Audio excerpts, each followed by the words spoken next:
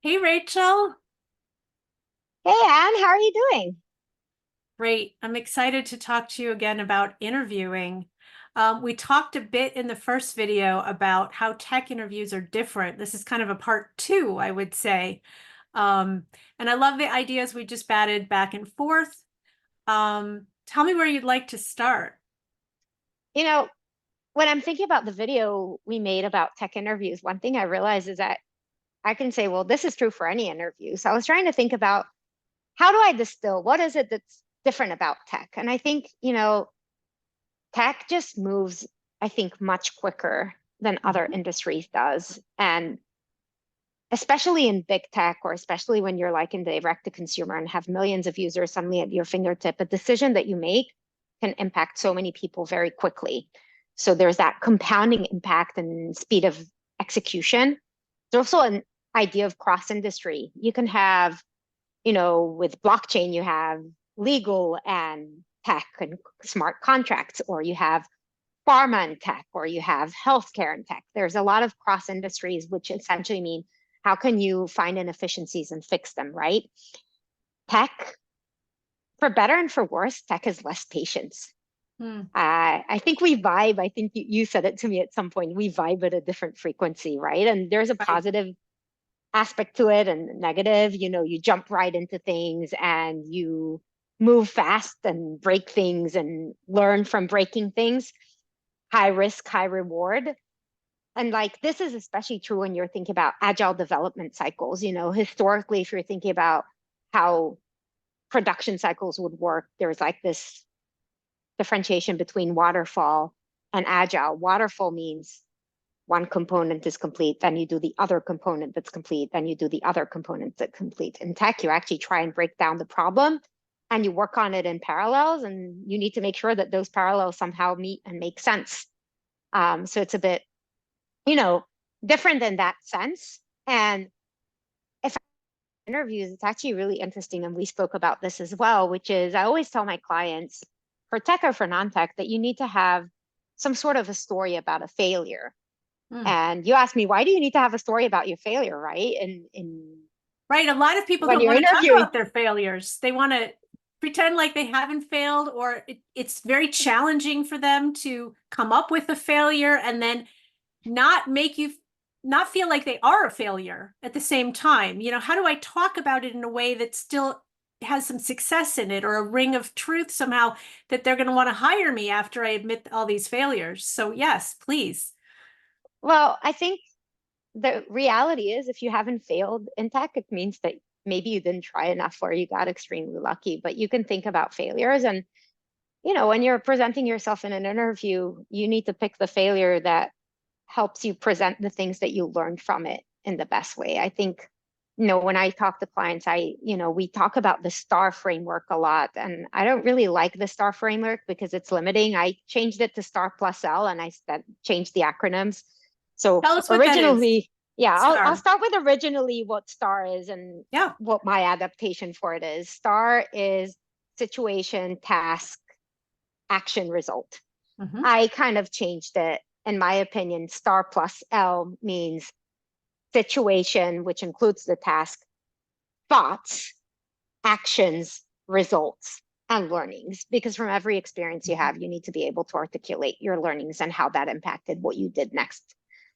So that's how I work with my clients. And I think another thing that's really important to convey, especially as you're moving more serious, as more senior in your roles, is that STAR doesn't really work when it's just like a task at hand because it doesn't convey the complexity. And that's where the thoughts, actions, and interactions that you have are really important to convey the complexity and the scope you've been able to handle and how that helps you transfer. And I think this framework is especially useful in talking about failures. And, a failure can also be, something launched and it didn't launch as planned, or, Hmm. maybe you had to pivot in the middle.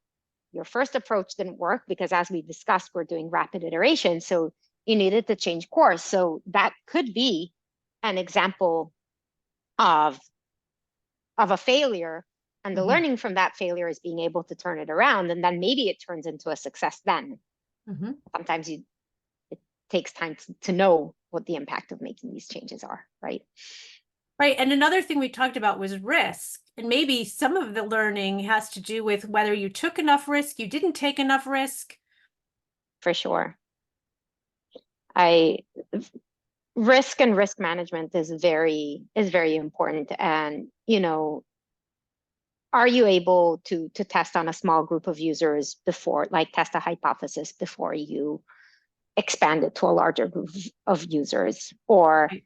you know, this can also be in terms of, let's say you're a lawyer handling privacy. You're on the legal or on the privacy cross-functional team advising a product team.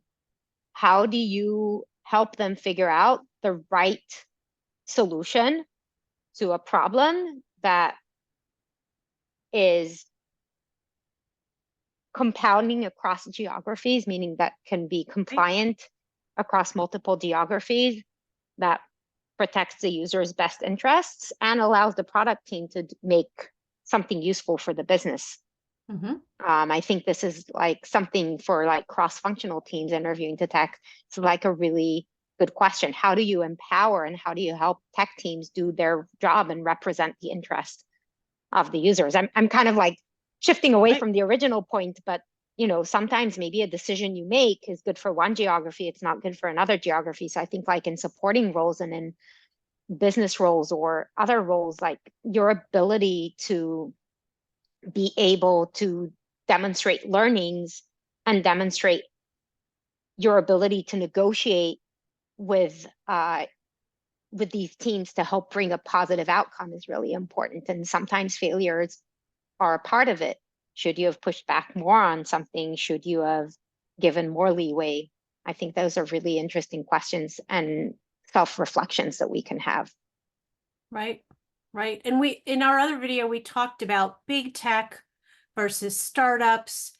Um, I would say whether it's tech or not, there's an idea of size, but in the tech industry in particular, is there something you wanted to add to what we said last time about big tech and small tech? Um, I but think in big tech, things move a yep. bit slower than in small tech, maybe in startups, just by nature of, when you have a huge mega system that's been built with all of the processes and systems and tech that acquired, then, there are more people that need to voice more approvals that you need to get to run things. And I think tech right now, especially in the last year after, realizing that maybe they've focused on building empires more than building products, which resulted in the unfortunate layoffs of so many people, you Mhm. know, they're trying to be more nimble as a result, right? Right. I think startups by definition need to be much more nimble and you need to make decisions very quickly. And it's very hard in the moment to tell if you're making the right decision. And it's really hard to say, what is the strategy behind this? What are Right. the goals? Sometimes it's a bit harder to articulate them. And so there's a bit of a leap of faith that needs to happen more so when you're in startups, when many decisions are existential versus big tech, where, a big tech company has a portfolio of products that maps its investments. When you're in a startup and the resources are small, Mhm. you have fewer bets to make. Tell us what you mean by existential. A lot of the decisions are existential. Well, a big tech company, they have a lot of money and assets on their balance sheet and they Right. have the ability to make a risk. They make a $10 million risk outside of $1 billion portfolio. $10 Mhm. million risk isn't that much. But if you're thinking about a startup, right? What is your average Series A? Maybe Mhm. 10 million if you're lucky. Mhm. A 10 million bet is all your startup. So then your Right. bets are smaller, Right. but relative to your startup, they're bigger Right. because in a big tech, that will be a 0.5% risk. Right. I'm just making this up. I didn't actually do the math and I'm pretty sure I'm wrong. But for a Mhm. startup, that turns to be actually, 20%. And, startups, if they are spread very thin, it's very hard for them maybe to make an impact. They have fewer resources. They need to be a bit more focused. And when they shift focus, it feels a bit more painful, I think, for the teams, because in big tech, it's easier maybe to shelter when Mm, you're making these transitions because of, you have a portfolio of products that you're working on. In smaller startups, especially earlier stage ones, you have one product, and when you're making a pivot, you need to make sure everybody's aligned and everybody's moving with you in that direction. right. It's fascinating. It's fascinating to hear you talk about it. Um, I've never been a product manager at a startup, of course, but I feel like I'm getting a window into your world. Yes, it's a very exciting and no, no day is the same as the day before it. Right? Right, right. Maybe the hour before it. Um, Sometimes. any closing thoughts? I think, you know, going back, I think failures, learning from failures is a very interesting point that I think is very important for people interviewing in general to think about. And I think this is actually something nice that I think maybe tech interviews also bring outside of the scope of tech, which is what do you learn from your failures? How do you manage your failures? I think it's a really interesting angle to look at it because of the rapid nature. I think these are things that we can learn um, and build from. Right. I agree with you. It's making me think now also about what do we consider a failure in our life, right? In tech, it's probably very clear. When you're talking about building a product, it doesn't achieve your goal.